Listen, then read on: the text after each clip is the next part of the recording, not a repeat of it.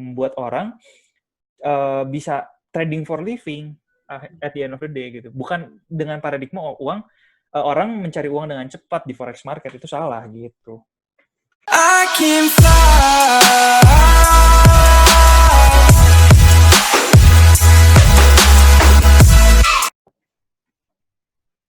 Dan hari ini kita bareng Andi Senjaya. Hai Andi. Oke, halo. Jadi Andi hari ini nggak Bro. pakai video. Happy Sunday bro, happy weekend. Iya nih, gue pakai PC. Happy Sunday. Oke, jadi Andi ini, lu sekarang sibuk ngapain aja bro? Gua sibuk biasanya trading sih sehari-hari. Jadi mantau saham aja gitu. Tapi ada juga forex gitu beberapa.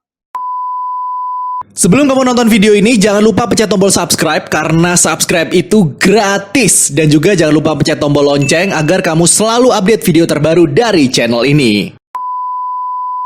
Oke, Berapa kesempatan. Jadi kita kenalnya awalnya dari Net TV ya? Oke. Iya nih, kita dulu satu tim ya bro. Betul. Berapa tahun lalu ya? 2017 ya? Apa 2000 berapa ya? 2017, 3 tahun yang lalu ya. Nggak kerasa. Itu 3 tahun yang lalu lu udah trading belum? 3 tahun yang lalu tuh gue udah trading di forex sih sebenarnya. Wow. Udah lama gue trading forex bro. Hah? Dari gue duduk bangku SMA.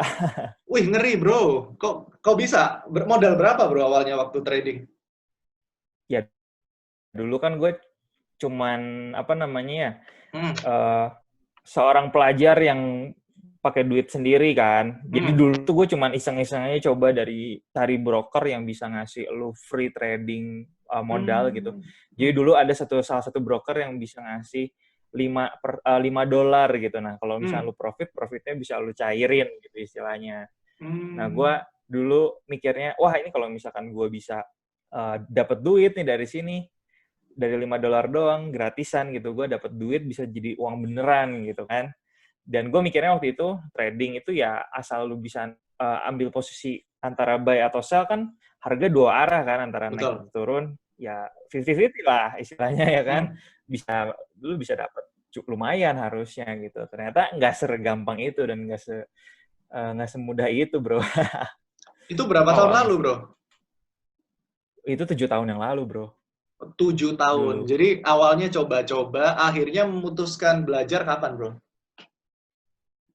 Ya dari situ juga pertama gue kira sesimpel itu, ternyata tidak sesimpel itu. Ternyata pas gue belajar lagi, ternyata banyak banget ilmu dan analisa yang perlu kita kuasai biar kita bisa mendapatkan hasil yang baik di forex market itu. Akhirnya gue belajar dari forum-forum, waktu itu masih belum banyak YouTube gitu ya, belum ada edukasi tentang YouTube di forum YouTube. Jadi gue belajarnya dari forum, gue baca-baca aja beberapa orang yang mungkin udah punya pengalaman lebih gitu. Nah, gue belajar dari situ sih awalnya. Oke. Dan akhirnya sekarang kalau tadi dari aktivitasnya trading for living atau ada bisnis lain, bro? Ya, jadi gue memang dari dulu gitu, dari gue duduk bangku SMA, gue nggak tahu kenapa gue menarik sekali untuk pengen trading for living gitu. Jadi kayak lu punya waktu, lu ini sendiri, apa namanya, lu atur sendiri waktunya, lu lebih fleksibel juga sama waktu. Dan, apa namanya, yang gue lakukan sekarang itu, gue pengen reach goal gue nih yang bisa trading for living juga gitu. Di samping itu gue pengen nyalurin hobi gue juga gitu ya. Jadi gue di Instagram gue, di YouTube juga, gue sharing tentang analisis juga nih, trading forex dan saham. Lebih ke saham sih sekarang fokusnya gitu. Oke. Jadi sekarang udah trading for living atau belum nih menurut lo? Memang udah kerjanya trading? Jadi, gimana nih? Jadi definisi trading for living itu kan banyak ya. Jadi setiap orang pemikiran tentang trading for living itu banyak sekali. Ada yang bilang trading for itu ya lu harus bisa menutupi kehidupan sehari-hari lu dengan trading gitu kan istilahnya. Betul. Itu kan yang definisi semua orang. Nah, sebenarnya kalau misalkan arahnya mau ke sana, berarti kan itu udah sesuatu yang harus konsisten lu menghasilkan, bener nggak sih? Konsisten menghasilkan dari instrumen ini, dan itu cukup untuk biaya lu sehari-hari gitu kan. Yes. Nah, ya gue sebenarnya pengen ke sana gitu, tujuannya ke sana. Cuman kan di usia gue saat ini, modal gue masih minim lah. Artinya gue pengen reach gimana caranya gue bisa at the end of the day trading for living. Jadi gue nggak menganggap kita memutuskan kalau tiap hari trading itu udah bisa langsung trading for living. Jadi ini adalah journey. Ini adalah journey di mana dari modal kecil lu bisa compounding, akhirnya nanti at the end of the day lu bisa konsisten dan akhirnya bisa reach goal lu trading for living. Jadi ini nggak dibilang gue nggak kerja dan gue mau trading fokus aja karena gue dari sekarang udah mau trading for living. Nggak sesimpel itu. Ini journey. Ibarat lu buka channel YouTube nih awal-awal, subscriber masih 3.000, kan lu masih belum dapat duit apapun gitu kan dari YouTube kan, dari monetisasi. Nah, sejalannya waktu, efek snowball seperti itu semakin lama semakin besar, yang nonton semakin besar, dan uangnya yang dihasilkan pun besar. Sama seperti trading, lu gimana caranya lu konsisten dapat profit, dan profitnya itu lu gulung terus, lu compound terus, akhirnya bisa menjadi sesuatu yang besar juga nanti. Oke, kuncinya compounding ya, jadi ya, digedein modalnya gitu ya. Yes. Oke, nah, ya benar. Terus awal-awal bro, kalau orang misalnya mau trading ya, kita belum ngomongin tradingnya dulu, kita ngomongin dari modal dulu deh. Kalau mau trading, entah itu forex, entah itu saham, prefer modal berapa?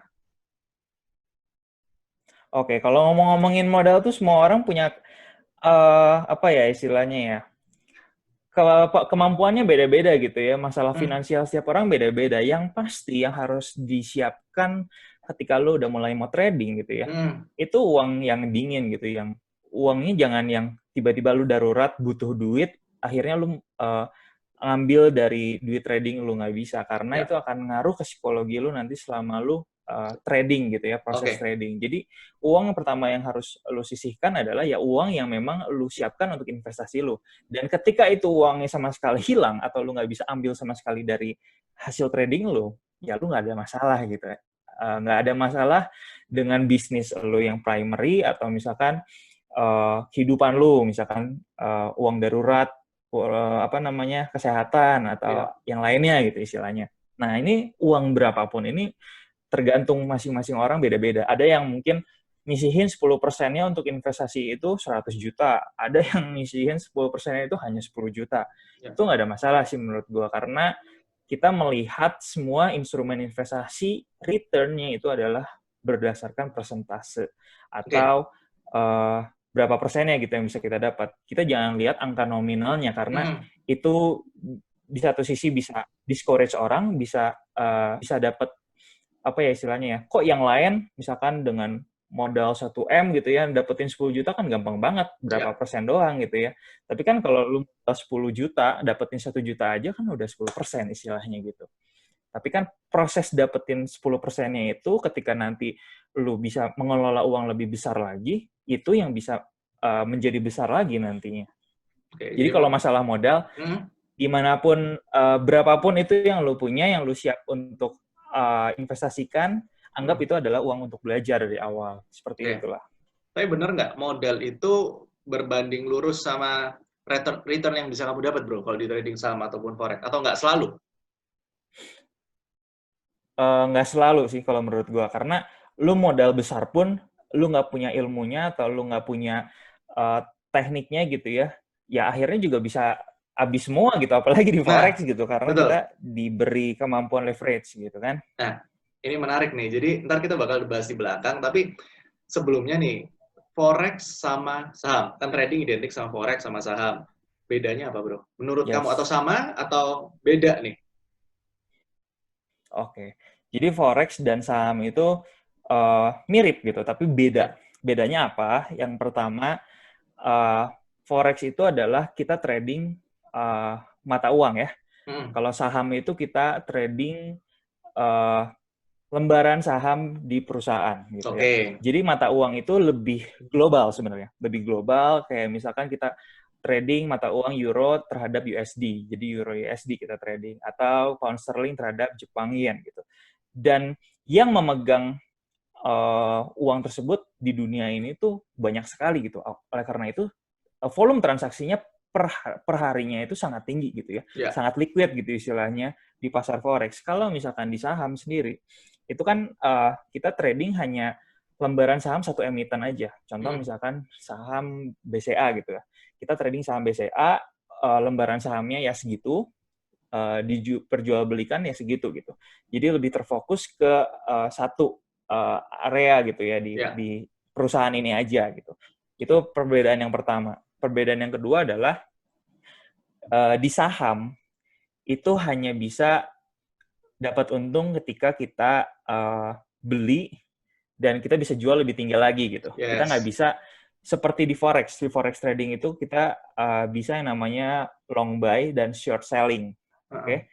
Jadi dua arah. Kalau market di Indonesia itu sebenarnya kalau market di US atau pasar bursa di US itu kalau gue nggak salah itu bisa dua arah juga, bisa short selling juga. Cuman kalau di Indonesia kebijakannya kita cuma bisa long buy aja gitu, cuma bisa beli dan jual di atas gitu kurang lebih. Itu perbedaan yang kedua ya. Jadi kalau lebih banyak kesempatan yang mana? Sebenarnya lebih banyak kesempatan di forex. Oke. Tiga, jam buka marketnya juga forex itu lebih lama gitu, lebih luas. Forex itu 24 jam 5 hari ya, dari Senin sampai Jumat 5 hari dan 24 jam gitu marketnya buka terus. Tapi nggak setiap waktu itu volumenya atau volatilitasnya tinggi gitu. Tapi kalau di forex di pasar modal sendiri atau di saham itu setiap hari hanya buka dari jam 9 pagi sampai jam 3 sore gitu ya, kurang lebih 6 jam doang lah. Seperti itu. Nah, yang terakhir ada leverage. Kalau di forex itu ada leverage, artinya kamu dengan modal 10 juta, kalau leverage itu pengertiannya itu adalah daya ungkit ya. Leverage itu artinya daya ungkit, artinya dengan modal 10 juta itu, kamu bisa transaksi berkali-kali lipat. Contoh leverage-nya 1:100, artinya 10 jutanya itu ditransaksikan di pasar forex, itu daya jual transaksinya itu bisa sampai 100 kali lipat dari 10 juta. Artinya bisa sampai 1M ya. Bisa 1M kamu bertransaksi. Artinya risk-nya juga lebih tinggi, reward-nya pun lebih tinggi. Kalau di bursa saham, itu nggak ada leverage sama sekali, atau 1:1. Jadi apa yang kamu beli, itu sebanding aja gitu. Artinya, kalau misalkan di bursa saham, kamu beli lembaran sahamnya gitu ya, harganya turun terus 50% pun, dari modal kamu cuman terkuras 50%. Tapi beda cerita dengan di pasar forex, turun sedikit kamu bisa langsung margin call kalau misalkan kamu pasang lot yang terlalu besar gitu, kurang lebih seperti itu. Itu perbedaan antara forex dan pasar modal sih kurang lebih. Kalau disuruh milih bro, trading forex atau trading saham? Oh, kalau disuruh milih ya trading forex atau trading saham, gue lebih suka forex. Sebenarnya gue lebih suka forex. Oke. Kenapa gue lebih suka forex?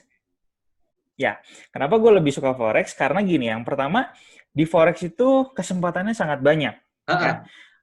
Marketnya lebih open, lebih open 5 hari 24 jam juga gitu ya. Jadi kalau kita mau lebih nyopet-nyopet atau nyari untung gitu dari pergerakan harga, karena gini, konsep kita mendapatkan keuntungan adalah dari pergerakan harganya kan.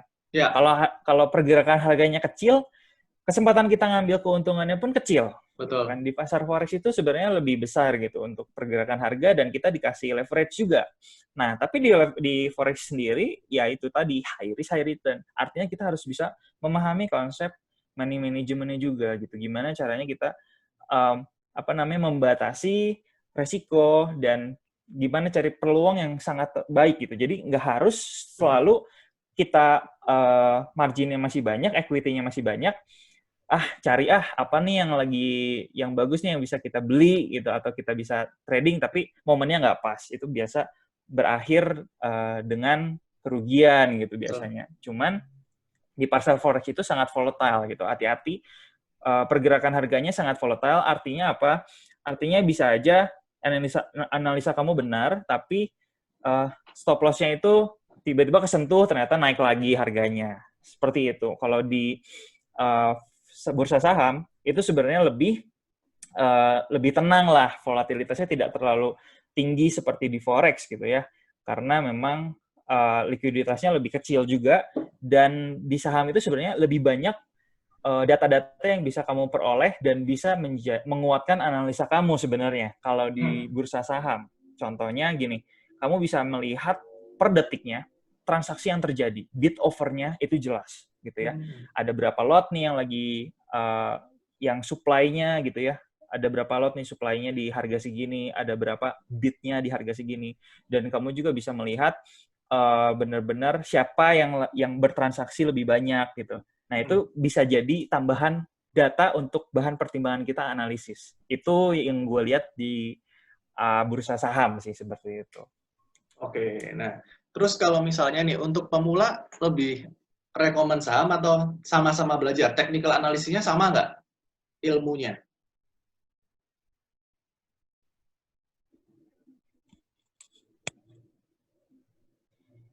Halo? Halo, dengar nggak suaraku? Jadi kalau untuk pemula lebih baik di forex atau di saham nih, atau sama aja teknikalnya? Halo? Halo, halo, halo? Masuk nggak? Tes? Oke, jadi dari kita mau belajar lebih banyak gitu ya tentang technical analysis gitu ya. Gue lebih merekomendasikan lu cobain langsung ke forex. Kenapa ke forex? Karena dalam belajar technical analysis itu di forex itu lebih cepat pergerakannya dan lebih jelas pergerakannya. Oleh karena itu kita bisa lebih fokus belajarnya, lebih cepat juga belajarnya di forex gitu ya. Di saham sendiri itu lebih lambat gitu. Candle-nya yang terbentuk lebih lambat, satu hari candle hourly-nya cuma ada 6 gitu dan segala macam gitu. Oleh karena itu kalau mau lebih belajar cepat dan lebih mengenal lagi technical analysis, itu menurut gue di forex bisa lebih awal gitu belajarnya gitu. Tapi kalau di saham sendiri itu biasanya orang-orang cenderungnya lebih untuk ke investasi lah gitu kan, atau ke apa ya istilahnya, Nabung di saham saham. itu untuk dapat dividen. Nabung saham juga salah satunya gitu. Nah, itu bisa di saham gitu. Kalau mau yang lebih low risk, low return. Jadi tergantung profil kita seperti apa. Apakah kita suka sesuatu yang lebih menantang, yang lebih volatile, lebih high risk high return, kita masuk ke forex silahkan. Tapi kalau misalnya ada orang yang lebih nyaman untuk main safe atau lebih low risk gitu ya profilnya, ya berarti bursa saham lebih cocok gitu. Itu tergantung masing-masing aja sebenarnya. Tapi technical analisanya sama ya tekniknya? Ya, secara technical analisa itu sama yang jadi basic dari technical analysis adalah dari psikologi manusia sebenarnya. Jadi yang menentukan titik-titik itu tuh psikologi manusia. Kita menentukan murah atau mahal kan kita melihat dari the past gitu ya, atau sebelumnya historinya seperti itu. Jadi ya itu dia yang bisa kita lihat secara apapun itu instrumennya gitu, mau di forex, mau di saham, itu semua sama karena pelakunya itu sama-sama orang gitu, manusia. Jadi orang itu cenderung melakukan kesalahan yang sama, cenderung punya kebiasaan yang sama. Oleh karena itu, kebiasaan di masa lampau itu bisa tercermin dalam kebiasaan nanti akan di depan seperti apa terjadinya. Jadi bisa terlihat gitu dari pergerakan harga atau price action-nya seperti apa. Seperti itu. Oke. Price action-nya menarik. Banyak orang ngomong price action is the king, deh. Setuju nggak? Oh, kalau gue setuju banget. Nah, kenapa nih? Karena gue adalah technical analyst. Bisa jelasin nggak sih? Sebenarnya singkat aja sih. Kita nggak terlalu bahas hari ini, kita ngobrolin tentang mindset, tapi mumpung nih ketemu nih. Price action itu sebenarnya seperti apa sih? Oke. Jadi gini, price action itu kan adalah fenomena langsung yang bisa kita lihat gitu dengan adanya supply and demand gitu. Jadi supply and demand itu membentuk dan menggerakkan sebuah harga gitu ya. Artinya apa? Artinya kalau kita bisa melihat pergerakan harganya saat itu, detik itu juga seperti apa. Misalkan terlihat harganya itu ketika nyentuh harga, ini contoh simpelnya aja, ketika kita tahu zaman dahulu harga paling tinggi dolar itu berbanding rupiah adalah di 16 ribuan misalkan ya. Nah, sekarang ketika harganya menuju ke 16 ribu lagi, oke, orang-orang tuh kan mindset-nya adalah dulu harga paling tinggi adalah 16.000. Artinya Ya. kalau gue menjual dolar gua di harga 16.000, artinya gue bisa mendapat harga tertinggi dong, gitu Betul. kan. Jadi banyak orang yang akan jual di harga 16.000. Nah, ketika kita lihat pergerakan harganya ternyata di 16.000 turun lagi. Ketika nyampe 16.000 justru lebih banyak turunnya. Berarti artinya supply di 16.000 itu sangat banyak. Oke.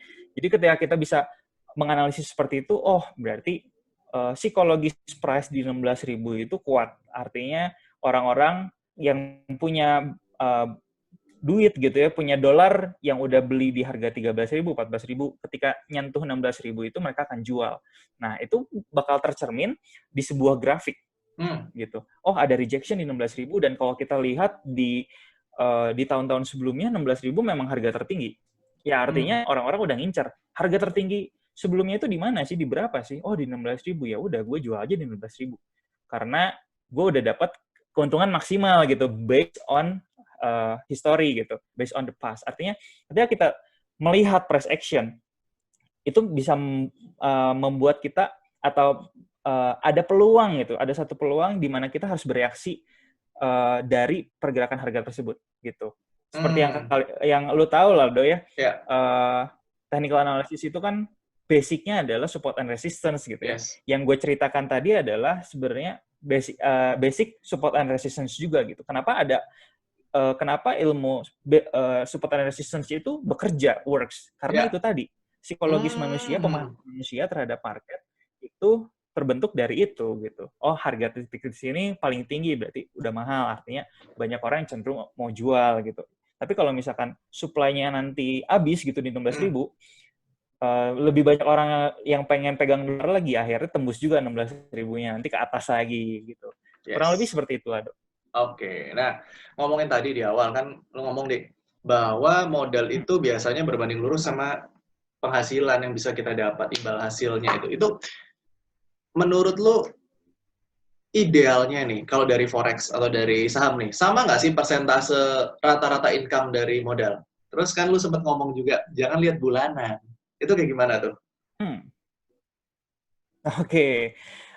Gini, kalau tadi gue bilang jangan lihat kemarin gue bilang jangan lihat bulanan itu kalau kita ngomongnya di pasar saham ya. Oh, itu saham ya? Itu pasar saham ya? Kenapa? Itu saham. Sebenarnya forex pun relatif sama gitu ya, karena kalau lu perhatiin ya, dari 1 tahun ada 12 bulan gitu ya. Dari 12 bulan itu, tiap bulannya itu masing-masing pergerakan harga itu nggak sama volatilitasnya, Ado. Gitu. Jadi ada kadang bulan yang memang cenderung flat gitu ya, sideways gitu. Dia punya pergerakan harga. Artinya kalau di market yang sideways, kita itu peluangnya sangat sedikit sekali. Kita bisa mendapatkan keuntungan gitu. Apalagi forex itu kan pair-nya hanya itu-itu aja atau cuma 20 pair doang gitu ya. Biasanya kalau USD-nya sideways, ya udah gitu. Yang kuatnya sideways berarti pair-pair lain seperti Aussie USD, GBP USD, Euro USD pun cenderung akan sideways juga. Nah, kalau di bulan itu kita sideways, artinya keuntungan yang bisa kita ambil gitu ya, setiap bulannya dibandingkan bulan-bulan yang volatilitasnya lebih tinggi, itu akan berbeda. Jadi kita nggak bisa punya patokan. Kalau buat gue gitu, gue nggak bisa dapat patokan bahwa bulan Januari gue bisa dapat 10% gitu dari forex. Nah, bulan Februari juga, at least gue harus bisa dapat 10% atau lebih gitu. Jadi gue mematok kalau misalkan gue ternyata di bulan Februari ini cuma dapat plus 3% atau plus 4% doang. Artinya di bulan Februari ini gue fail gitu. Atau minus lah, amit-amitnya minus lah di bulan Februari ini. Artinya gue fail gitu. Ternyata enggak juga gitu. Jadi kita harus melihat secara garis besar atau keseluruhan bahwa market itu tuh setiap bulan tuh nggak sama gitu peluangnya gitu. Jadi kayak misalkan kita jualan, kita misalkan ada bulan-bulan yang rame gitu kan. Bulan Lebaran, menjelang Lebaran kan lebih rame gitu ya, volume lebih tinggi gitu ya. Tapi kan kalau jualan ketika puasa, restoran-restoran pasti lebih sepi ya. Kurang lebih seperti itulah. Atau kan di mall misalkan ya, ada yang jualan baju gitu kan. Biasanya kan weekdays lebih sepi gitu daripada weekend gitu.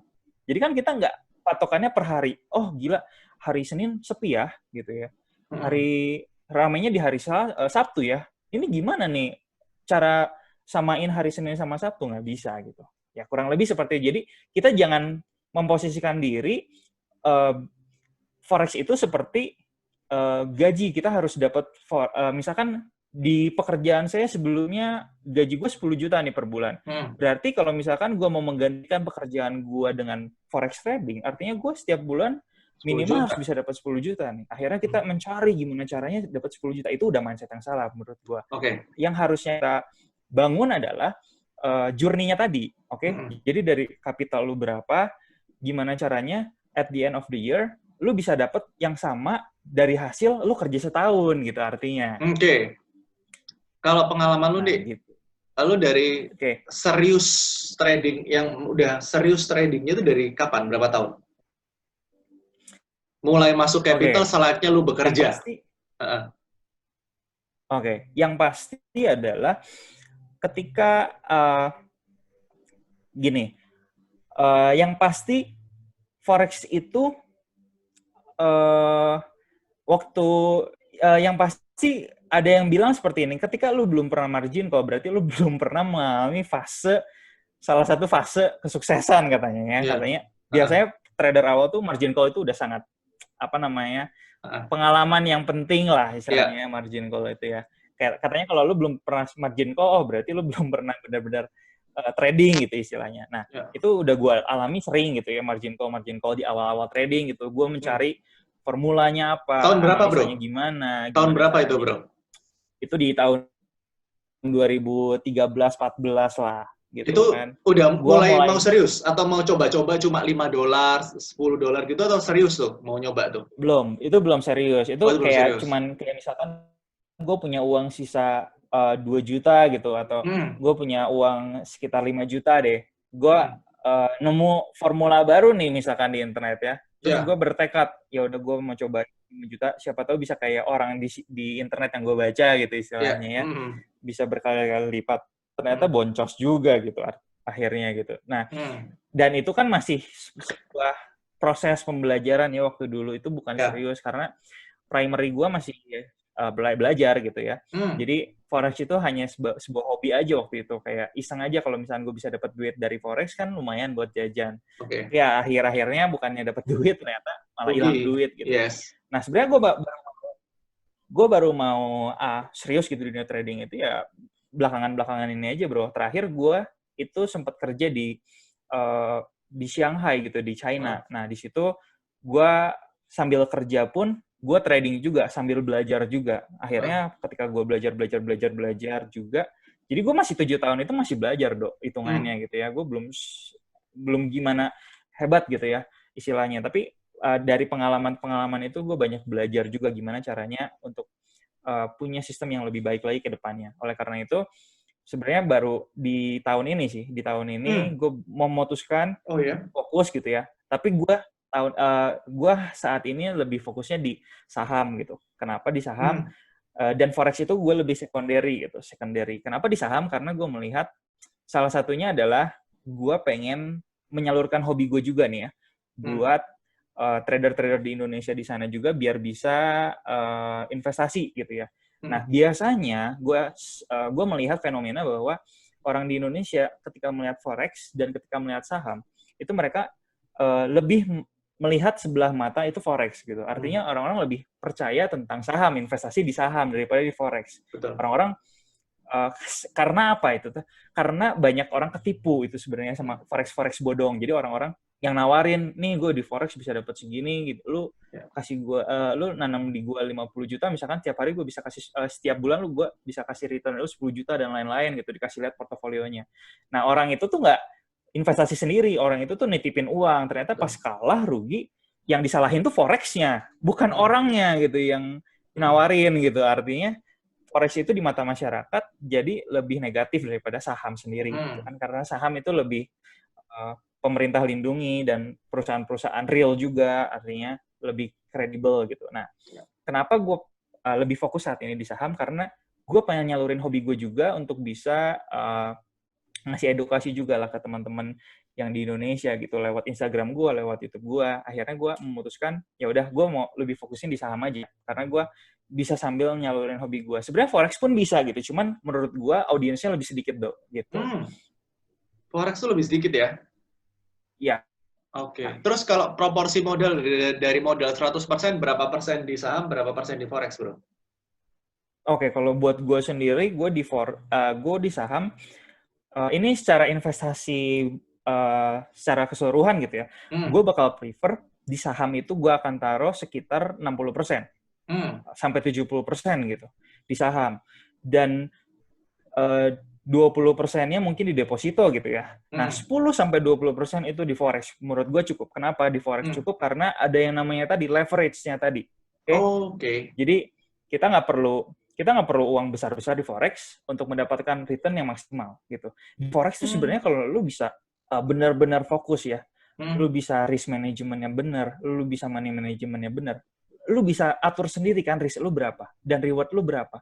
Nah, ketika lu entry di momen-momen yang bagus, momen-momen yang tepat, nah itu keuntungan bisa sangat besar sebenarnya. Tapi dengan catatan lu bisa atur risk lu juga kecil gitu sebenarnya. Nah, jadi menurut gue nggak perlu lah di forex besar-besar karena memang ketika lu bisa menguasai atau paham tentang risk manajemennya, itu tuh lu bisa compounding lebih cepat lagi daripada di saham. Gitu. Oke, ini pelajaran banget nih. Jadi forex tuh sebenarnya nggak usah terlalu besar ya. Modal kecil, risk-nya diperkecil aja. Karena volatilnya lebih tinggi, jadi compounding-nya bisa lebih cepat. Benar banget. Jadi kalau saham itu karena kita persentase nggak terlalu volatile, terus benar-benar persentase ya kalau dari saham itu ya? Yes, benar. Karena kan di saham juga kan mungkin kadang-kadang ada orang yang mau masuk saham itu buat dapat dividennya juga kan salah satunya. Artinya ya udahlah gue sekalian dapat dividen, sekalian dapat capital gain-nya juga, ya udah gue taruh banyak aja di saham gitu kan. Kalau di forex kan sebenarnya ada biaya inap dan segala macam, ada komisi. Nah, itu kan time frame trading kita tuh sebenarnya lebih singkat sebenarnya.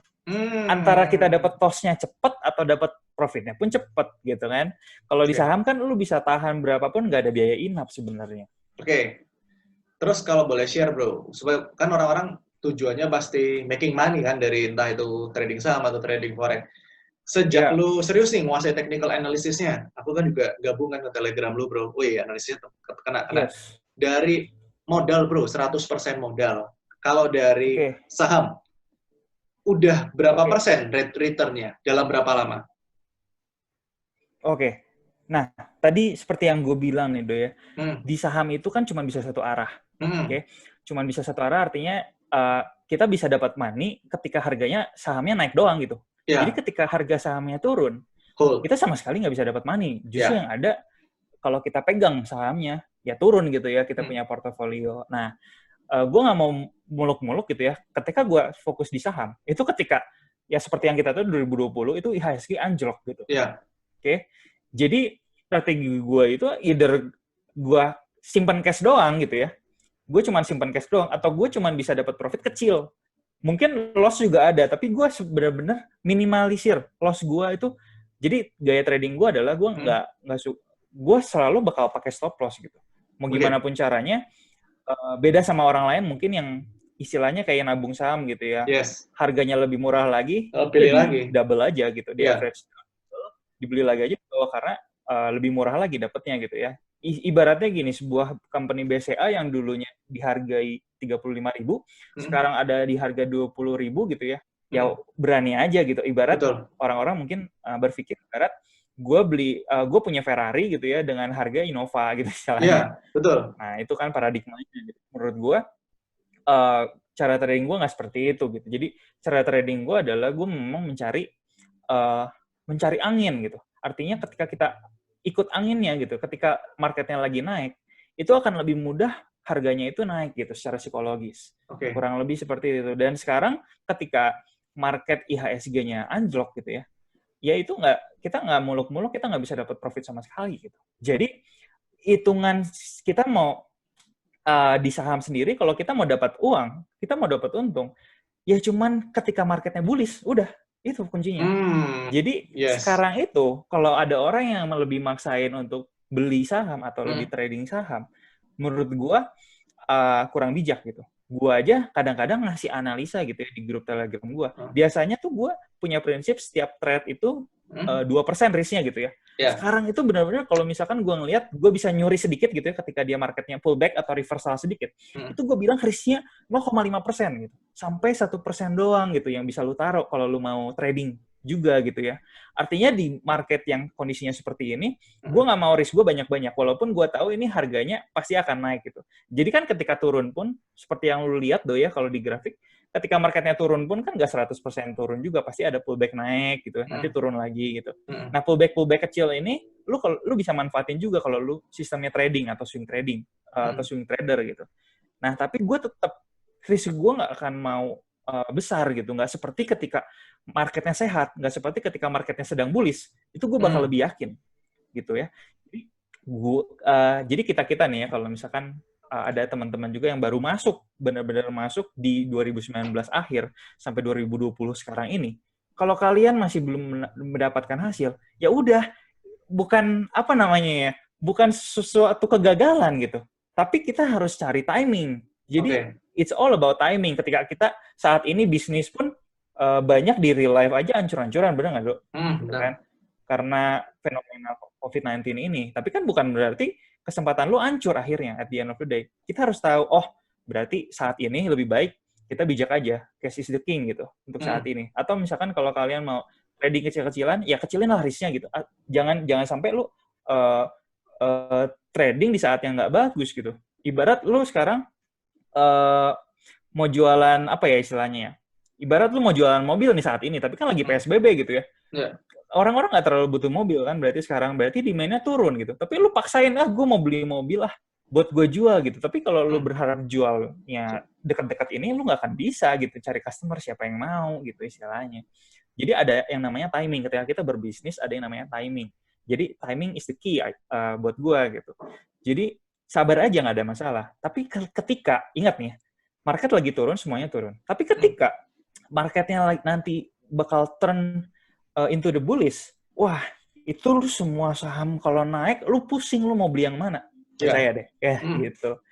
Jadi artinya, kita nggak bisa lihat, karena gini, gue baca beberapa buku trader-trader sukses juga.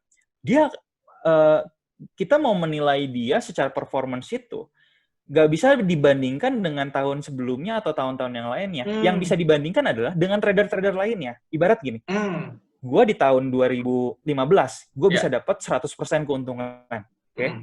Nah, ketika di 2016, gue hanya dapat 40% keuntungan nih, Dok. Harusnya kan 2015 itu kan benchmark.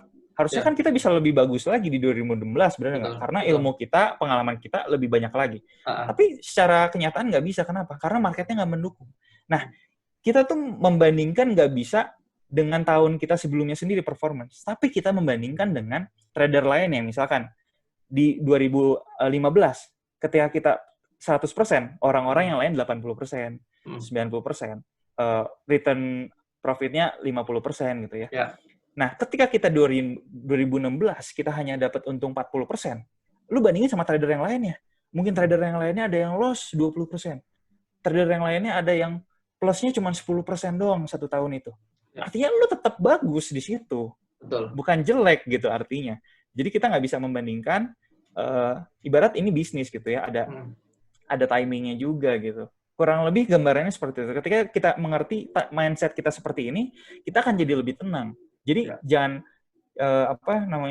aduh kok dibilang investasi saham itu bakal menghasilkan gini ya, tapi ketika gue masuk nih saat ini, yang ada gue kok jadi minus gitu dan segala macam. Nah, lu masih belum ngerti yang namanya timing gitu ya. Kapan lu bisa dapat make money dari market sendiri? Yaitu jawabannya satu, ketika marketnya bullish gitu aja. Jadi tunggu aja timingnya ketika marketnya bullish, ya ntar lu lihat hasilnya sendiri aja gitu.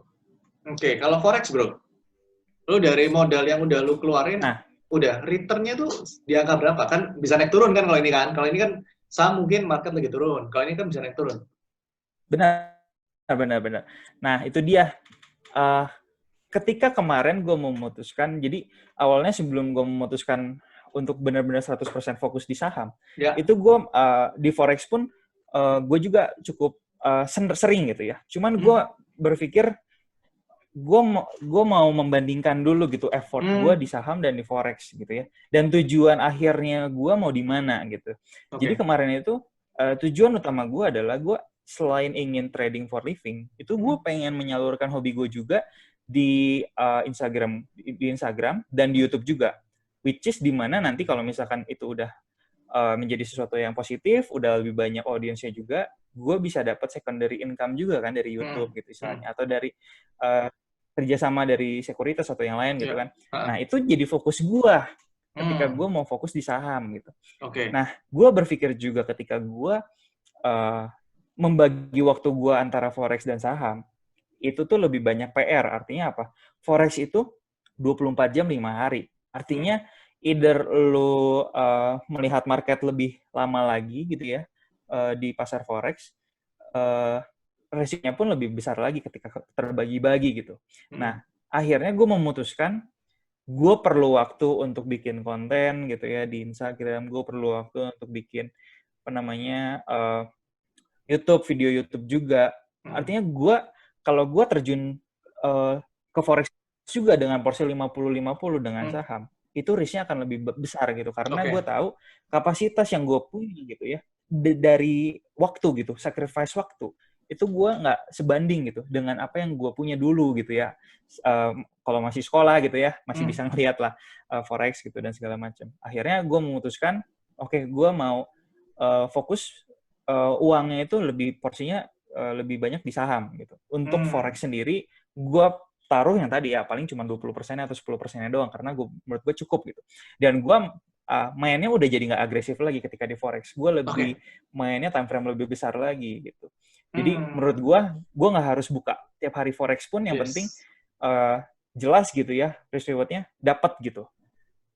Gitu kan. Biasa orang-orang kalau di forex ngelihat volatile-nya cukup tinggi, dipantau terus nih, atau enggak tradingnya scalping gitu 5 menit gitu, atau pakai time frame 15 menit. Nah kalau gue enggak, sekarang udah lihatnya time frame-nya 4 hour gitu, atau daily kadang-kadang. Jadi kayak ngikutin sama ngikutin sama saham aja gitu. Saham harus daily, forex-nya juga cenderung H4 atau daily. Jadi gue ngelihatnya benar-benar ketika bursa sahamnya buka, gue sama sekali nggak akan ngelihat pasar forex seperti apa. Karena gue tahu pasar forex itu totalnya hanya di ketika jam US buka gitu, which is malam-malam gitu, jam 7.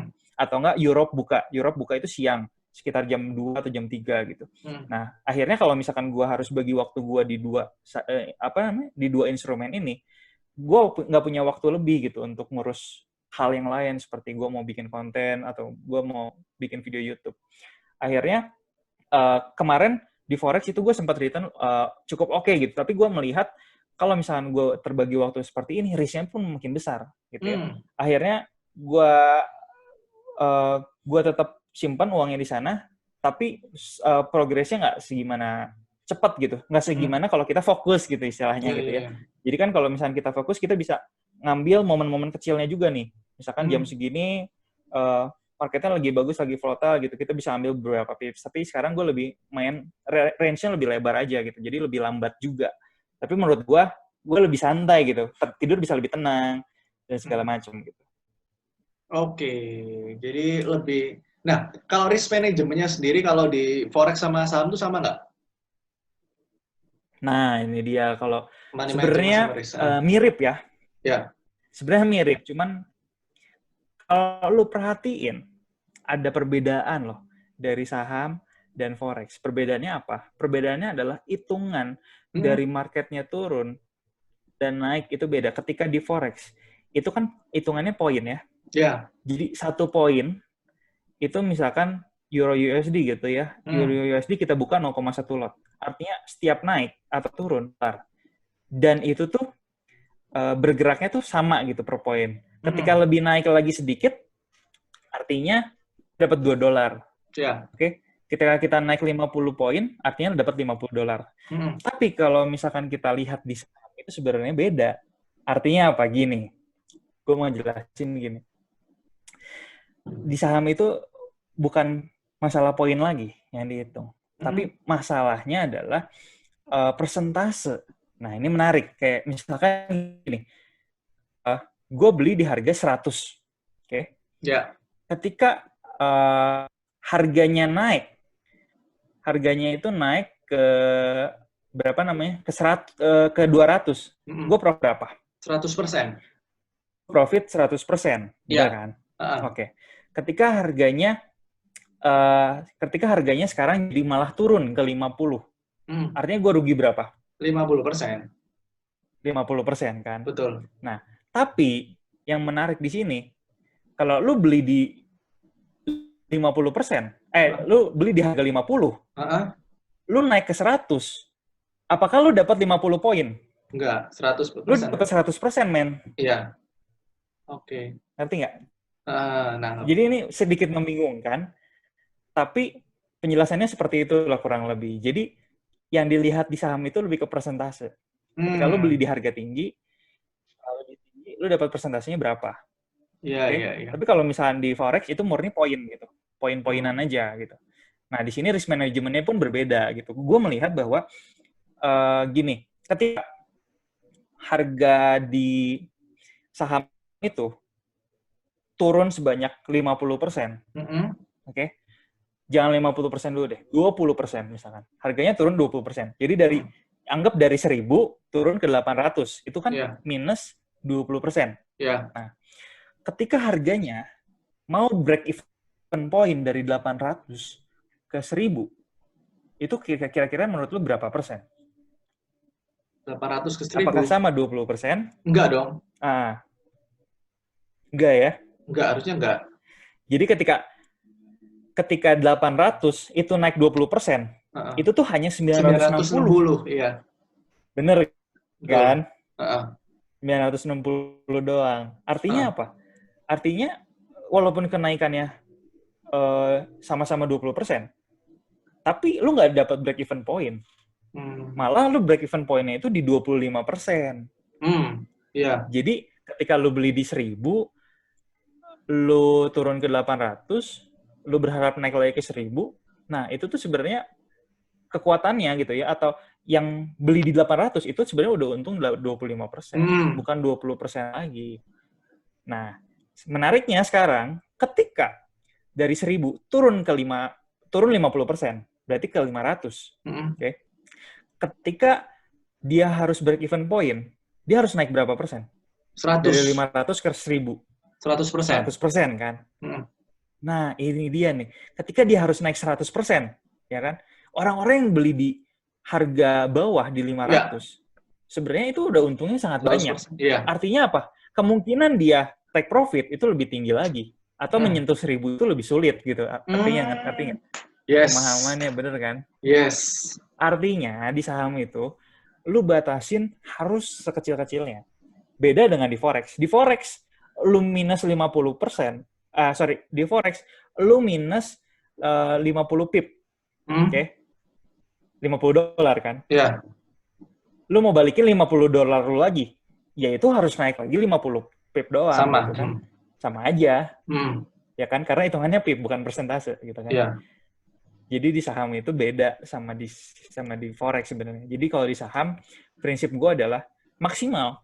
Ketika gue bikin sebuah analisa, itu risk reward-nya itu adalah risk-nya 10% doang. Walaupun rasionya gitu, risk reward rasionya itu 1:2 dong. Misalkan gue risk-nya itu 20%, tapi proyeksi gue dapat keuntungannya itu 40%. Tetap sehat gitu 1:2. Tapi ingat, ketika dia turun sebanyak 16%, belum nyentuh stop loss nih ya. Dia merangkak naik ke 40% ke atas itu tuh susah banget. Karena sistemnya persentase, bukan pip gitu. Artinya apa? Artinya kita cari opportunity untuk trading pun risk-nya harus diminimalisir gitu. Harus ya maksimal menurut gue 10% gitu. Oke.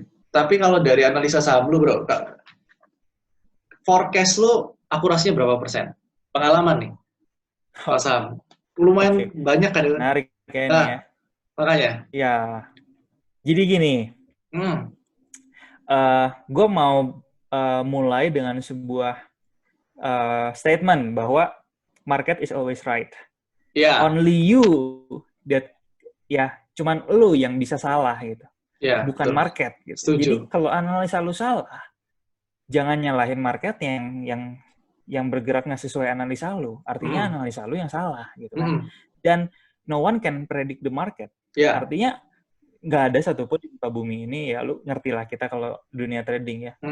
Nggak ada satupun di dunia ini yang bisa benar-benar memprediksi besok apa yang terjadi. Itu kan seperti dukun. Ibarat gini, lu bisa nih memprediksi kerusuhan kapan misalkan. Nggak mungkin bisa diprediksi kan, seperti itu kan tiba-tiba datang gitu ya. Atau misalkan lu memprediksi ekonomi jatuh kapan, kan nggak bisa, itu kan harus lihat situasi ya kan. Benar. Sama dengan market, lu nggak bisa memprediksi juga, misalkan lu gimana caranya memprediksi orang tersebut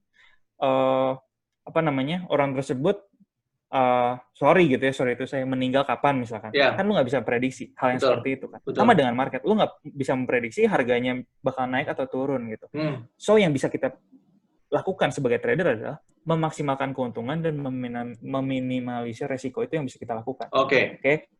Tapi ketika kita analisanya salah, analisanya nggak tepat, ya nggak ada masalah. Berarti kita evaluasi lagi. Gimana caranya trading yang sebelumnya itu mungkin dihindari, atau ada kesalahan penempatan stop loss atau take profit, gimana caranya kita perbaiki gitu ke depan. Nah, itu yang bisa kita lakukan. Jadi, dengan 100% kita punya analisis gitu ya, istilahnya gitu ya. Nggak perlulah 100%-nya benar. Ngapain muluk-muluk gitu. Kita 100% benar gitu. Kita 50% analisis aja tepat. Itu sebenarnya udah bisa profit ketika kita bisa lebih banyak dapat reward-nya daripada risk-nya gitu. Artinya, sama ya, itu ngerti. Contoh, itu di saham sama forex sama, bro? Sama. Kurang lebih prinsipnya itu seperti itu. Contohnya kita tuh nggak perlu muluk-muluk, kita nggak perlu jadi analisis yang hebat. Tapi kita perlu yang namanya risk management dan money management yang hebat. Karena apa? Karena itu fondasi. Sekarang gini deh. Lu seorang analis yang hebat gitu ya. Dan lu sekali trading menang. 2 kali trading menang. Rewardnya dapat nih, rewardnya dapat. Tapi lu nggak punya risk management yang bagus gitu, dan lu terlalu over pede gitu sama diri lu sendiri. Nah, ketika trading yang keempat, lu trading dan ternyata loss gitu ya, lu tuh tetap meyakini, nggak mungkin.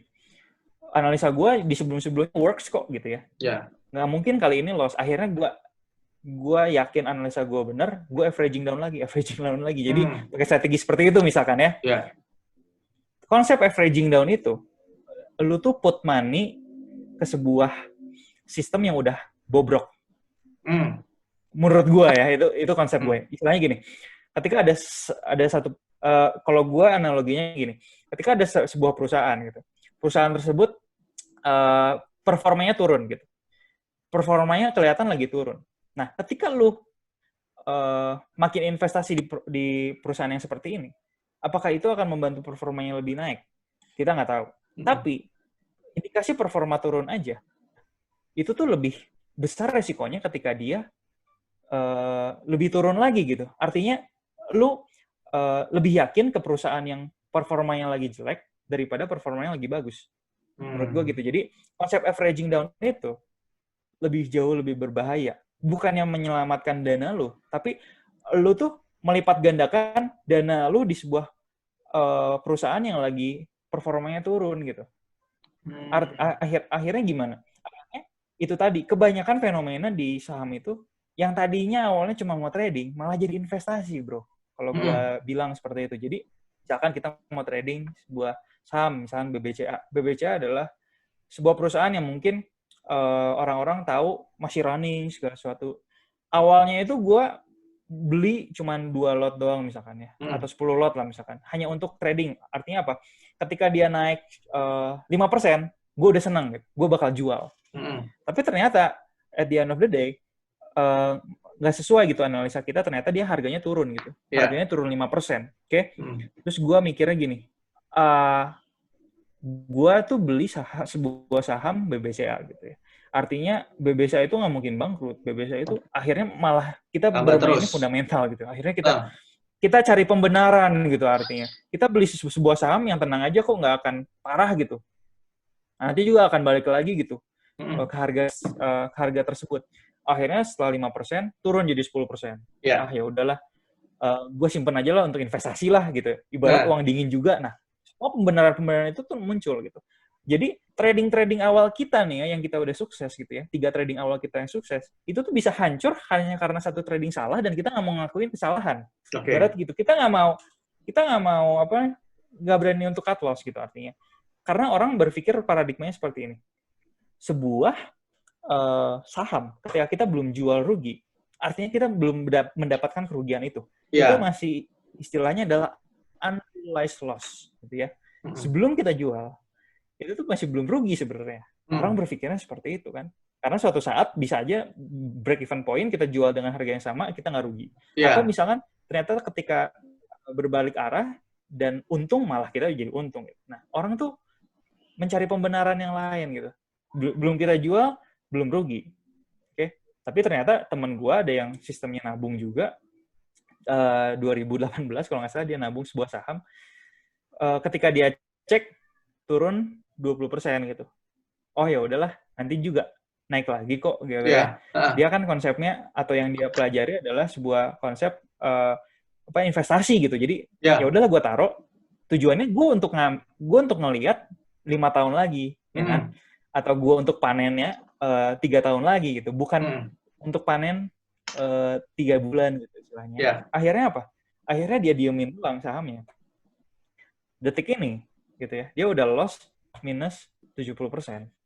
Mana yang Iya, benar. Mana yang bukti yang awalnya tadi kita mau investasi jangka panjang, tapi ternyata makin panjang makin rugi, bro. Tapi bisa nggak sebenarnya lo disagree with nabung saham? Gue sebenarnya bukan disagree dengan nabung saham, tapi orang-orang tuh salah menginterpretasikan tentang nabung saham, menurut gue. Nabung saham yang baik itu, menurut gue dia, ada momennya juga gitu. Nah, lu nabung saham pun ada momennya juga. Masa gini, ibaratnya lu masukin deposito gitu, tapi ketika bunganya kecil, lu tetap masukin di deposito, apakah keuntungannya akan maksimal? Enggak kan? Mungkin ada instrumen lain yang lebih bagus gitu. Jadi yang kita lihat bukan strateginya, tapi yang kita lihat adalah strategi kita diimplementasikan ketika saat apa dan kapan gitu. Nah, gue melihat bahwa orang-orang cenderung pakai sistem nabung saham ketika marketnya turun. Artinya mereka berpikir bahwa harganya udah murah nih, dibeli. Ternyata lagi turun lagi, dibeli lagi. Artinya apa? Dia mulai nabung saham ketika marketnya downtrend. Artinya ketika turun, dia nabung tuh. Nah, kalau dilihat ke depan, 5 tahun lagi atau 3 tahun lagi, belum tentu tuh harganya bakal naik ke harga yang semula tuh. Banyak. Lu kalau lihat saham-saham di Indonesia tuh banyak yang seperti itu. Dulu ada yang namanya Pegas. Pegas itu perusahaan gas negara. Itu adalah saham BUMN. Dulu itu saham itu blue chip. Semua orang tuh pasti pegang saham itu. Ketika dia turun 20%, orang-orang rebutan beli. Betul. Orang-orang fokus di saham ini, beli segala macam untuk investasi mungkin ya, nabung saham gitu ya. Ketika turun lagi ternyata di 40% gitu ya. Wah, makin digembor-gemborin lagi tuh. Betul. Ayo beli lagi nih, udah kapan lagi nih dapat diskon 40% nih. Akhirnya orang-orang berebut beli lagi. Jadi dulu yang dari 6.000 turun ke 4.500 dibeli. 4.500 udah beli. Ternyata turun lagi harganya ke 2.500. Wah, makin semangat lagi belinya. Karena diskon udah lebih dari 50%. Lu tahu sekarang harganya berapa? Dari 6.000 terakhir, puncaknya 6.000. Terakhir itu sempat ke 700. 700? Iya. Sempat ke 700. Sekarang hanya ada di 1.000. Tapi kenapa orang, kan itu turun nih, banyak yang beli kok dia nggak naik-naik, bro? Nah, kenapa nggak naik-naik? Kan banyak kan sekali lagi, kita tuh investor retail. Artinya apa? Kita beli itu nggak akan mempengaruhi harga. Kita mau beli sebanyak apapun nggak akan mempengaruhi harga. Gini, logikanya gini. Logikanya gini ya, ibarat masker ya, masker. Ketika wabah seperti ini kan, tiba-tiba waktu itu harga masker kan tinggi. Okay? Nah, orang-orang ya, itu bisa mendapatkan masker dari mana? Hanya dari beberapa orang yang jualan atau apotek-apotek doang. Artinya apa? powernya itu bisa lebih besar.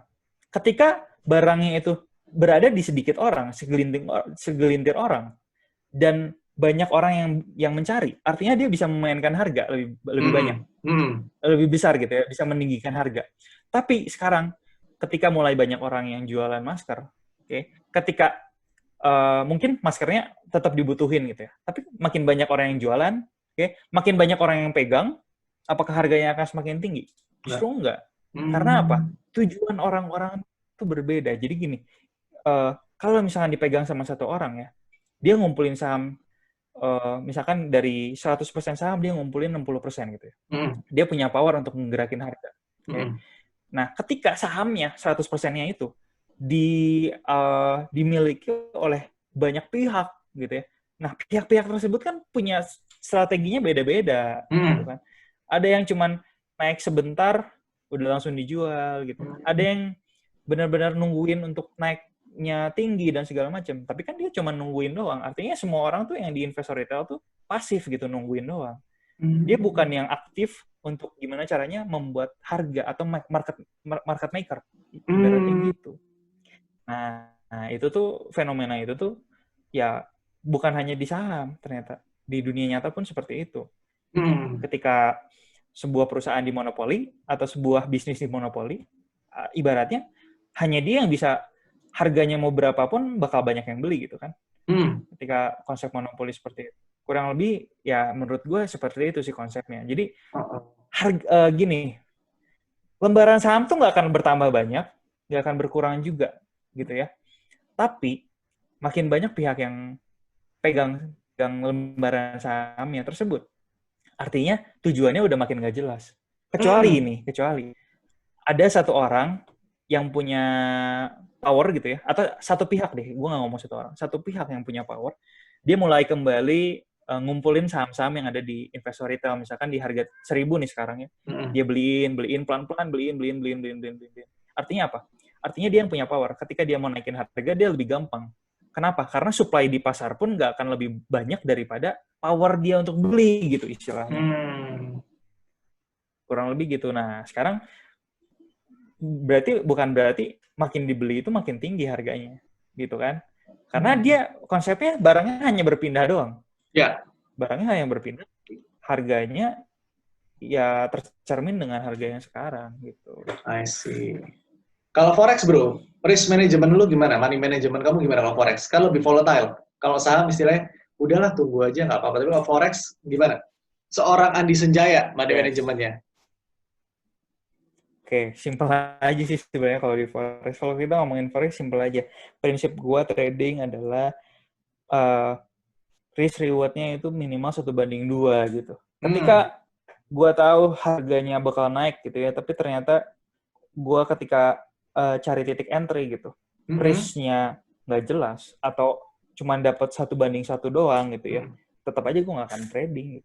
Jadi gue lebih selektif. Kadang-kadang orang yang awam gitu, yang ingin merasakan adrenalin gitu dari forex, dia kan akhirnya ini kayaknya bisa naik, dibeli. Tapi dia nggak tahu resiko ketika dia beli di harga segitu itu berapa, risk-nya berapa besar, dia nggak tahu, nggak dipikirin. Yang penting ini kayaknya gue ngelihat nih, candle-nya lagi naik terus nih, akhirnya gue beli, gitu kan. Dia cuman ngelihat, nggak pakai teori risk management gitu. Kalau gue lebih selektif akhirnya. 1:2. Walaupun gue tahu dia naik, gue mau buy, ternyata risk reward-nya nggak sebanding gitu ya, 1:2, ya udah, gue nggak trading. Nah, gue akan cenderung kita harus mainnya persentase gitu. Kita nggak bisa bilang yang profitnya bisa dapat 1 kali trading $300 itu lebih bagus daripada orang yang cuma dapat profit $30. Ternyata $300 itu hanya 1% misalkan, atau hanya 2%. Ya sama aja gitu kan. Berarti kan dia memang modalnya besar. Tapi kalau ketika kita dapat $30 tapi ternyata $30 itu 10%, artinya growth portfolio lu lebih bagus dong gitu kan. Nah, itu kalau misalkan kita fokus di forex atau dimanapun, kita harus lihat persentase dong. Gitu kan. Lu punya uang yang lebih besar, masa lu pengen cari uangnya lebih kecil sih? Nah, ibaratnya makin besar sebuah bisnis, dia lebih pengen cari uang yang lebih besar dong. Betul. Bener nggak sih? Betul. Artinya kapital lu semakin besar, ya lu pun harus mencari persentase pun yang sebanding gitu. Bukan hanya gue modal misalkan mau di forex 500 juta gitu. Gue nyari 1 juta juga gampang sebenarnya, berapa persen doang itu sebenarnya. Tapi buat apa lu meriskan 500 juta lu di forex gitu hanya untuk mendapatkan kecil-kecilan gitu doang. Menurut gue gitu ya. Ini menurut gue, tapi mungkin ada orang yang berbeda gitu. Mungkin ada orang yang udahlah gue cuma 1 juta doang cari cukup lah buat kehidupan sehari-hari misalkan kayak gitu. Ya itu konsepnya orang beda-beda. Tapi kalau gue sendiri 100%, misalkan gue punya uang untuk main di forex gitu ya, 10 juta. 10 juta misalnya. Gue bakal, ya 10 juta aja, kita kecil-kecil aja ya. 10 juta kita bakal trading nih ya. Nah, setiap kali gue trading, gue akan pasang risk gue itu hanya 2% maksimal. Artinya, setiap kali trading, gue cuma loss 200.000 kalau gue salah analisis. Tapi dengan konsep prinsip risk management gue adalah 1:2. Artinya kalau gue menang di transaksi ini, gue bakal dapat 4%, artinya 400.000 gue dapat. Oke. Kita hitung-hitungannya gini, misalkan 10 kali trading, gue loss semua nih. Gue loss semua dari 10-10-nya. Artinya apa? Artinya gue hanya kehilangan 2% kali 10 kali. Artinya 20% doang. Betul. Artinya dari 10 juta, gue kalah 10 kali pun gue nggak akan margin call gitu. Gue ya cuma kehilangan 2 juta. Tapi itu kan sebuah fenomena yang miris banget gitu ya. Masa lu 10 kali analisis tuh nggak ada yang benar gitu kan istilahnya. Tapi at least ketika kita mau belajar forex, artinya kita mau belajar support resistance seperti apa, kita mau belajar chart pattern seperti apa, candlestick apa, artinya kita kan memperbesar odds-nya kan, memperbesar edge-nya kan. Kemungkinan untuk benar itu kan harusnya lebih besar dong, karena lu punya basic belajar gitu. Artinya ketika kita makin belajar dan kita punya risk management yang bagus, misalkan analisis kita semakin akurat sedikit deh, at least misalkan 40% deh kita menang, artinya dari 10 kali kita menang 4 kali ya misalkan ya. Ya. Oke, kita dapat 4 kali gitu ya. Menang artinya 4 kali 4%. Kita menang 16% nih. 16%, sorry. Nah, sedangkan yang lainnya yang loss. Oke, yang lainnya yang loss, 6 kali yang loss, itu loss-nya cuma 2% loh. Jadi kan 12%. Total loss-nya itu 12%. Artinya lu masih profit loh 4%, bro. Dengan kemampuan analisis lu 40% doang. Kemampuan analisis lu tepatnya 40% doang. Lu masih bisa dapat untung ketika lu mainnya risk reward-nya lu jaga, risk management lu tepat, dan apa ya istilahnya ya, dan lu based on persentase. Jangan pernah based on pips. Beda lo, ingat. Pips itu lebih bahaya. Ketika lu targetnya misalnya lotnya lu sama semua nih. Mau pairing apa, lu lotnya sama semua nih. Oke? Tapi di trade Euro USD lu minus 80 pip. Oke?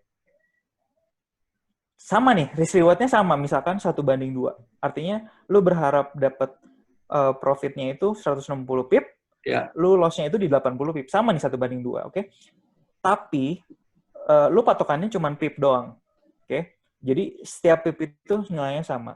Di trade selanjutnya gitu ya, lu misalkan menang nih. Menangnya cuma 30 pip. Oke? Lu menangnya cuma 30 pip. Di trade yang satunya lagi, lu juga menang. Lu menang juga, pipnya itu cuma dapat 30 pip. Jadi, lu risk reward-nya 15 pip loss, 30 pip menang misalkan ya. Oke. Nah, persentase menang lu tuh sebenarnya kan 66%. Artinya 2/3-nya lu menang. Bener kan? Tapi kalau lu hitungannya cuma berdasarkan pipnya doang, oke, lu cuma menang 60 pip, tapi lu kalah satu trading itu 80 pip. Artinya lu tetap loss 20 pip, bro. Bener kan? Nah, artinya apa? Yang jadi fokus kita tuh bukan lotnya. Kadang-kadang orang awam tuh, atau yang baru mulai masuk forex, mereka tuh cuman fokus di lotnya. Artinya, gue mau trading apapun, gue mau konsisten nih 0,1 lot atau 0,01 lot misalkan ya di awal. Oke. Nah, pokoknya setiap menang, gue pengen nyari berapa pip doang nih, misalnya 50 pip, 50 pip gitu. Nah itu menurut gue caranya kurang tepat atau salah gitu. Yang harus kita ukur adalah risk-nya dulu berapa. Ketika kita risk-nya 2%, 2%-nya itu 20 pip gitu ya. Artinya kan lot yang bisa kita buka lebih besar dong. Bener nggak sih? Lot yang kita buka bisa lebih besar. Ibarat contoh gitu ya, kita di Euro USD. Euro USD risk-nya itu 40 pip gitu. Nah, 40 pip-nya ini gue pengen jadiin 2%. Oke. Jadi 2% dari 10 juta itu misalkan 200.000. Iya. Oke, 200.000 itu kalau dibagi 40 pip misalkan 0,05 lah. Ini hitung-hitungan simple gitu ya. 0,05 nih. Gue buka di 0,05 nih ya buat Euro USD. Oke. Itu kan risk-nya itu 40 pip. Oke. Nah, ketika ada opportunity lain nih, misalkan di GBP USD gitu ya. Risk-nya itu lebih besar kan karena lebih volatile gitu ya misalkan. Atau betul, di gold ya lebih volatile gitu. Risk-nya itu misalkan 80 pip gitu ya. Nah, kita jangan buka 0,05 juga, kita hitung lagi. 2% dari 80 pip. Itu berapa? 200.000 dari 80 pip berapa? Ternyata hitungannya 0,02 misalkan. Berarti SL itu persentase? Iya, of course. Harus persentase, bro. Betul. Jadi, ketika lu pasang gold, risk-nya lebih besar secara pip gitu ya. Lu pasang lotnya harus lebih kecil. Jadi, jangan konstan. Misalkan, balance gua 2.000 US dollar gitu ya. Jadi, prinsip gua adalah setiap gua trading maksimal 0,02 atau 0,2 misalkan. Jadi, gua nggak akan lebih besar, nggak akan lebih kecil. Salah. Kalau kata gue ya, tapi nggak tahu orang lain mungkin ada yang bisa menghasilkan dengan cara yang mereka sendiri, ya nggak masalah. Tapi kan kita berpikir secara logika ya. Kalau kita mempertimbangkan secara logika dengan cara A dan B, menurut gue secara persentase itu lebih make sense. Gini bro, ini pengalamanku basic dari risk management. Oke, ini pengalamanku minggu lalu. Basic dari risk management. Minggu lalu ini analisaku lagi super bagus. Tapi yang jadi masalah itu aku ngitungnya gini bro, sama. Pakai risk management kan, habis gitu pasang SL, pasang TP nih. Semua udah searah bro. Pasang sell semua, pasang buy. Bener analisanya nih. SL-nya aku majuin dong ke SL profit. Ya. Nah, SL-nya aku majuin dong ke SL profit. Hitunganku gini secara kasar. Ternyata aku nggak sampai TP semua. Kena SL profit semua. Misal, SL profit misalnya sekian pip, anggaplah biar gampang $10 ya misalnya. $10. Tapi misalnya kan seharusnya aku pasang SL misalnya berapa pip, $50, aku TP-nya $100. Oke, tadi nih, kan kemarin minggu lalu ya, aku kan pasang nih, SL-nya $50, TP-nya $100 nih misal. Oke ya. Terus sesuai analisa nih, running profit bro. Running profit $40-50. SL profitnya maju dong. SL buat jadi SL profit nih $5-10. Nah kan katanya harga itu kan nggak meluncur langsung sampai ke take profitku dong. Bisa aja dia balik ke profit kemakan. Benar. Nah itu money management kalau lu gimana bro? Kan otomatis kalau misalnya aku misalnya main 5 kali. 5-5-nya kena SL profit. Berarti aku cuma untung anggaplah $40-50. Tapi begitu kena aku sekali SL, habis dong untungnya. Kayak gimana tuh money management? Oke. Sebenarnya teknik yang lu pakai barusan adalah teknik lanjutan dari cara kita trading tadi ya. Oke, tadi kan risk manajemennya kan awalnya kan pasti let's say 1:2 ya. Ketika lu udah pakai trailing profit, lu sadar apa enggak? Trailing profit itu tuh memperbesar odds lu menghindari kekalahan. Kalau sekali lagi kalau cara lu pasang trailing stop-nya itu tepat. Artinya gimana? Artinya gini, ada sebuah prinsip yang berbicara bahwa don't let your profit turn into loss. Oke? Artinya ketika lu memang udah di posisi profit, oke? Jangan sampai lu biarin dia berbalik menjadi loss. Artinya Yes. gimana? Artinya setiap trading itu, lu nggak bisa sembarangan menentukan antara, kayak misalkan, oh gue udah setengah jalan nih, gue udah profit $50, gue break even point aja, misalkan. Nah, lu tetap harus lihat beberapa poin pentingnya. Artinya, apakah ketika running profitnya itu naik ke 50, apakah sudah terjadi support yang bisa lu pakai untuk batasan bawah stopnya gitu. Jadi trailing stop itu nggak harus selalu dari lu minus $50 awalnya ya. Harus langsung menuju break even point. Nggak juga gitu. Ketika ternyata ada, lu kecilin lagi time frame-nya misalkan ya, dan lu lihat pergerakan harganya, oh di sini ada support yang bisa gua pakai untuk trailing stop sebelumnya. Jadi dari minus $50 lu bisa naikin ke atas misalkan jadi minus $20 doang gitu istilahnya. Nah, ternyata begitu dia naik lagi ke atas, ada support lagi baru nih yang terjadi nih. Kan teori kenaikan sebuah harga adalah harga akan membuat higher high, higher low, higher high, higher low. Otomatis higher low ini bisa menjadi kita acuan nih gitu untuk menjadi stop loss gitu, stop loss selanjutnya gitu. Jadi kita nggak sembarangan pasang trailing stop gitu. Jadi harus ada sesuatu yang jelas dulu. Misalkan contoh gini, harganya tiba-tiba naik kencang nih, oke? Harganya tiba-tiba naik kencang. Jadi dari 0 nih ya, floating 0, tiba-tiba target kita kan 100 nih ya, take profitnya 100. Tiba-tiba targetnya itu dari 0 langsung plus 70. Iya. Oke? Dari 0 itu langsung plus 70. Nah, dari 0 ke plus 70 itu, lu kalau misalkan dia tiba-tiba naik ke atas, lu kalau perhatiin itu nggak ada support sama sekali yang terbentuk. Bener nggak? Betul. Nah, kalau nggak ada support sama sekali yang terbentuk, lu jangan langsung pindahin dulu stop loss-nya. Kalau gua ya, kalau cara gua nggak akan langsung pindahin stop loss-nya dulu. Gua akan biarin. Oh, kalau dia rally-nya kenceng, mungkin dia bisa langsung nyentuh $100 dengan cepat gitu ya. Tapi kalau lu tiba-tiba lu langsung pindahin ke plus 10, biasanya momentum yang kenceng akan dibalikin dengan pullback yang kenceng juga gitu. Kalau misalkan lu nggak ada dasar gitu ya, lu taruh stop loss-nya itu di mana dan bukan di support, biasanya itu bakal rawan kesentuh juga gitu. Gue bakal lebih biarin aja kalau ternyata dia balik lagi gitu ke break even ke 0 gitu. Tapi gue nggak pindahin stop loss-nya dulu gitu. Biarin aja karena gue tetap harus melihat dia punya price action. Tapi ternyata kalau misalkan dia udah plus 70, oke, ternyata dia balik ke plus 30, nah di situ harusnya dia membentuk sebuah support. Oke, dia membentuk sebuah support. Nah, ketika dia plus ke 80, oke, nah lu bisa pindahin trailing stop lu ke plus 30 di situ.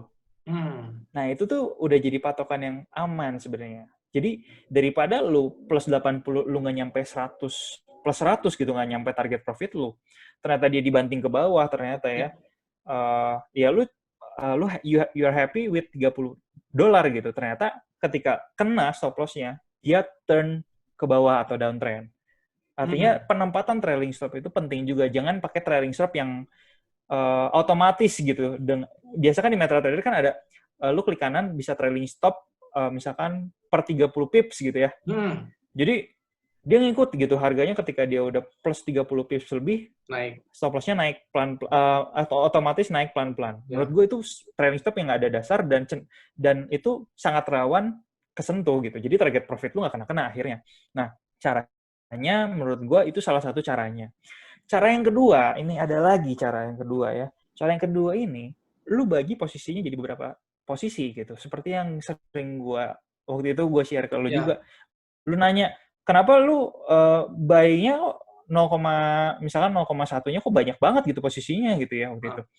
Nah, itu caranya biar gue bisa take profit bertahap, bro. Nah, itu dia. Misalkan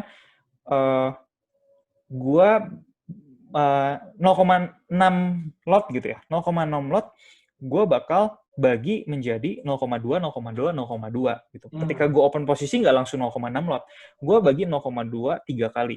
Nah, tujuannya apa? Tujuannya adalah gue take profit bertahap. Ketika dia udah nyampe resistance pertama misalkan ya, gue take profit sebagian deh. Oke, kemudian harganya misalkan turun lagi, ya udah gue biarin karena gue udah secure the profit sepertiganya gitu ya mungkin. Berapa dolar mungkin ya. Nah, udah gitu ketika dia nyampe ke atas lagi gitu ya, dia mencapai take profit kedua, oke, gue bisa jual lagi take profit kedua.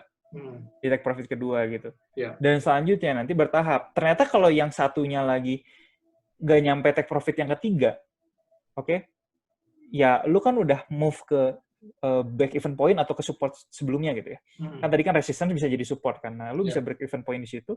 Ya oke, at the end of the day lu masih dapat untung lumayan gitu. Nah, itu cara take profit bertahap. Itu ada advance caranya lagi, strateginya lagi.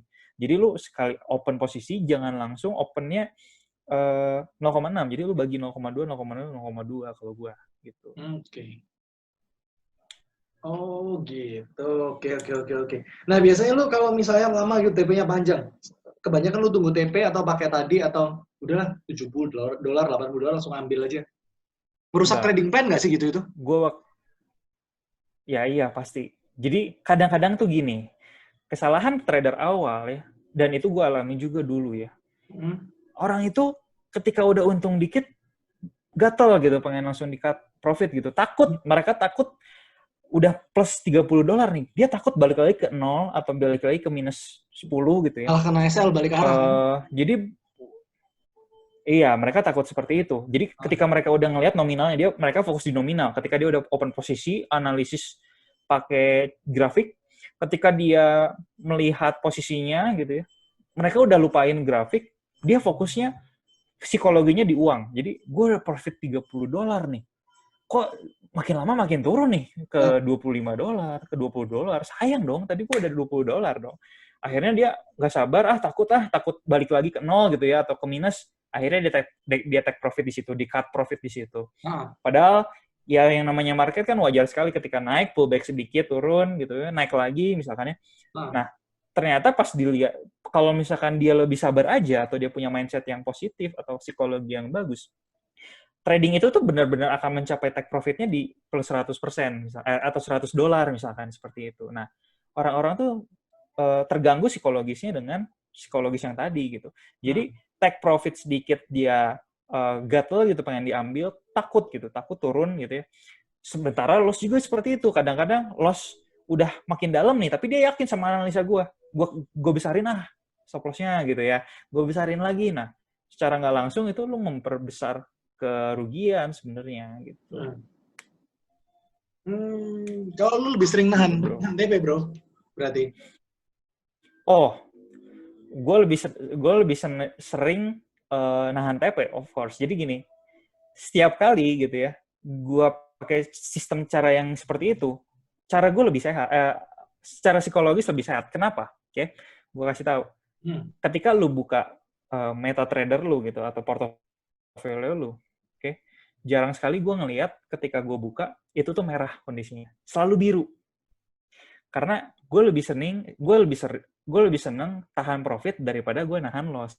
Jadi ketika gue buka, oh biru nih, oke, selalu biru. Nah ternyata wah ya nggak masalah, gue masih biru. Walaupun secara nominal itu berkurang gitu ya, misalkan dari awalnya udah plus 100 tiba-tiba jadi plus 60 kan lumayan nyesek juga. Tapi gue tetap happy gitu. Oke, gue tetap happy. Oh ya ini masih 60 gitu. At least balance gue nggak akan jadi minus gitu. Ketika gue udah stop loss BEP misalkan ya. Nah kadang-kadang orang-orang tuh lebih seneng, atau realitanya gitu, orang-orang ketika buka MetaTrader, mereka yang lihat tuh merah. Dan mereka tuh nungguin, ini udah jadi biru belum, bener nggak sih? Kadang-kadang gitu. Jadi, buat gua, stop loss itu sangat penting. Ketika kita menjadi trader objektif dan dewasa. Artinya, ketika trading plan yang dari awal kita ternyata tiba-tiba kena stop loss atau cut loss, ya udah akui aja bahwa analisa kita saat itu salah. Dan memang secara realita nggak ada yang 100% bisa benar gitu memprediksi market gitu. Jadi ketika satu analisa salah aja, ya udah move on dong bro gitu kan. Lu kan dari awal udah ngerelain 2% lu dijadiin bagian dari trading plan gitu. Artinya ya udah 2% lu salah, ya lu cari analisis lagi yang lain gitu ya. Lu move on, siapa tahu di berikutnya lu bener, ketika lu bener, lu bisa dapat ya 4% lah, oke gitu. Dan gua biasanya nih yang gue suka lakuin adalah kadang-kadang gue bikin 3 posisi nih ya. Take profit 1, take profit 2, take profit ketiga biasanya gue bakal biarin terbang. Antara ya udahlah biarin aja lah. Misalkan take profit satunya di 1/2 gitu ya. Atau di 1/1,5 gitu. 1,5 gue ada take profit 1. 1/2, 1/2 di take profit kedua. Biasanya yang ketiga gue biarin aja. Nah, itu gue pakai trading stop nanti pelan-pelan. Oh, terbentuk support yang baru, gue pindahin stop loss-nya. Naikin lagi stop loss-nya, naikin lagi stop loss-nya, naikin lagi. Kadang-kadang gue bisa dapat 1/5 sampai 1/6 gitu. Dengan cara seperti itu buat bagian yang terakhir gitu. Jadi sabar aja, lu nggak perlu gatal-gatal karena apa? Lu udah secure the profit sebelumnya. Ngerti nggak sih? Di 2 trading yang sebelumnya, di 0,2 yang sebelumnya gitu, dan itu tuh lu udah secure profit gitu. Artinya yang satu ini ya udah aja biarin gitu. Lu lebih nyaman, lu lebih aman juga kalau bisa nahan profit dengan cara seperti itu. Kadang-kadang gue biarin aja, dan kalau misalnya trennya memang lagi bagus, gue bisa dapat 1/6, 1/5 gitu. Dengan cara seperti itu. Dan nothing tulus juga gitu, bro. Kalau lu kena cut profit pada akhirnya, stop loss-nya di profit gitu, ya udah nggak ada masalah. Karena lu udah secure lama gitu. Dan itu adalah buah dari kesabaran lu nungguin. Jadi nggak harus langsung diambil, nggak harus langsung diambil. Jadi gini, realita di awal, ketika orang cara tradingnya itu atau paradigmanya salah, ketika mereka tahan profitnya nggak kuat gitu ya. Jadi profit sedikit di cut loss, profit sedikit di cut profit, tapi kalau loss-nya udah banyak di averaging ya. Artinya di averaging, atau misalkan mereka yakin bakal naik kok, ditambahin lagi lotnya di bawah, dibeli lagi di bawah. Secara nggak sadar, itu tuh sebenarnya nggak menyelesaikan masalah sama sekali. Yang ada adalah lu memperbesar risk lu terus. Ketika lu makin masuk lagi lebih dalam, lu tuh memperbesar risk lu. Ibarat gini, lu masuk kasino, oke? Lu masuk kasino, lu udah diambil sama kasino itu, misalkan 10 juta gitu ya. Ketika lu makin top up lagi gitu ya, resiko lu kan makin besar lagi sebenarnya gitu. Ketika lu top up 20 juta dan lu pengen balikin yang awal, secara nggak sadar lu tuh bisa kehilangan 20 juta lu juga jadi minus 30 juta, bro, gitu. Oke? Jadi sistem averaging kayak gitu gue sama sekali nggak suka kalau gue sendiri gitu. Ya kalau udah loss, trading plan dari awal gue memang udah siapin 2% untuk stop loss, ya udah biarin aja, move on, bro, gitu. Masih ada kesempatan lainnya. Nah, ketika gue mengetahui bahwa 90% trader itu fail dengan sistem seperti itu, why don't you berpikir kebalikannya? Artinya apa? Artinya ketika lu loss sedikit, lu cut loss, ya, jangan ditahan lossnya. Tapi ketika lu profitnya besar, itu juga bisa menjadi besar loh. Jadi tadi loss-nya aja bisa makin besar dengan cara pertama. Nah, lu balikin paradigma dan mindset-nya. Ketika lu tahan profitnya, itu juga bisa membesar profitnya, bro, gitu. Jadi caranya adalah sebenarnya membalikan mindset yang awal menjadi cara yang baru. Dan itu pasti susah. Banyak orang yang nggak setuju juga gitu. Tapi ya ternyata banyak orang yang berhasilnya dengan cara yang seperti itu. So, lu memilih yang mana gitu. Berarti lu rata-rata SL 1-2% ya, bro? Ya, 1-2% doang. Jadi drawdown gue tuh terjaga banget, bro. Jadi misalkan gue punya modal $1,000 gitu ya. Paling kalau misalkan gue di awal-awal tradingnya masih nyari-nyari gitu ya, paling gue satu kali trading kalah $20. Satu kali trading kalah lagi $20. Tapi kalau misalkan tepat gitu ya, bisa balik lagi ke 1.000 dengan satu kali trading doang. Gitu. Ketika nanti udah 1.200, paling modal gue balik lagi jadi 1.120 misalkan. Tapi nanti naik lagi ke 1.400 misalkan. Jadi itu perlahan dan itu proses gitu. Jangan mengharapkan uang cepat. Kenapa? Karena lu pengen dapat uang cepat, profit besar, ya lu juga bisa rugi cepat, rugi besar gitu. Jadi lu mau ada salah satu mentor gitu di Indonesia yang bilang gini, lu bisa dianggap gak awam lagi ketika lu di forex dengan satu syarat. Dia bilang apa? lu bisa bisa trading selama 1 tahun. Pertama, tanpa margin call, ya. Dan kedua, at least balance lu di akhir tahun itu sama seperti di awal. Ngerti nggak? Jadi, lu banyak nggak sih lu lihat fenomena orang terjun ke dunia forex, oke? Paling 1 bulan margin call, 2 bulan margin call, 3 bulan margin call, terus dia top up lagi. Betul. Oke? Nah, itu adalah basicnya aja belum kuat gitu. Nggak mungkin lu bisa margin call dengan sangat cepat kalau misalkan lu atur risk manajemennya sedemikian rupa yang tadi gue bilang. Cuma $20 tiap kali trade dengan modal 1.000. Ya. Lu bakal margin call ketika lu trading 50 kali dong. Dan 50-50-nya kalah. Bener kan? Nah, gimana caranya lu bikin account trading lu itu survive dulu aja deh. Jangan lu pengen dapat untung. Lu survive dulu 1 tahun, lu pelajari prosesnya. Lu survive. Jadi, lu bisa dibilang ada di next level ketika akun trading lu tuh bisa survive selama 1 tahun. Dan at least balance lu tuh sama gitu. At least balance lu sama. Misalnya lu 1.000, di akhir tahun ya at least 1.000 lah. Atau kalau untung-untung sedikit 1.500, ya oke lah. Lu udah naik level gitu. Dan yang dipercayai adalah cara trading seperti itu yang bisa membuat orang bisa trading for living at the end of the day gitu. Bukan dengan paradigma orang mencari uang dengan cepat di forex market, itu salah gitu.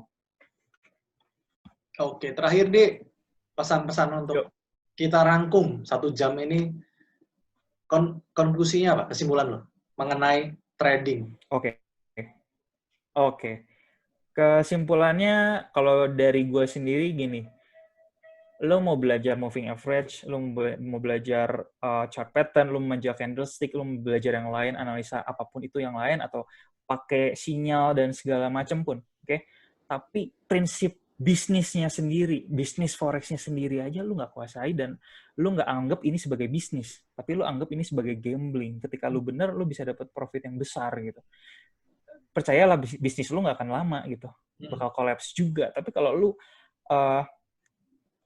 mau dengan analisis standar sekalipun, atau win rate lu cuma 40% pun, dengan fondasi bisnis yang bagus gitu, which is dengan mindset lu gitu ya, percayalah bisnis lu akan lebih sustain, berjalan, at the end of the day bakal besar juga itu. Si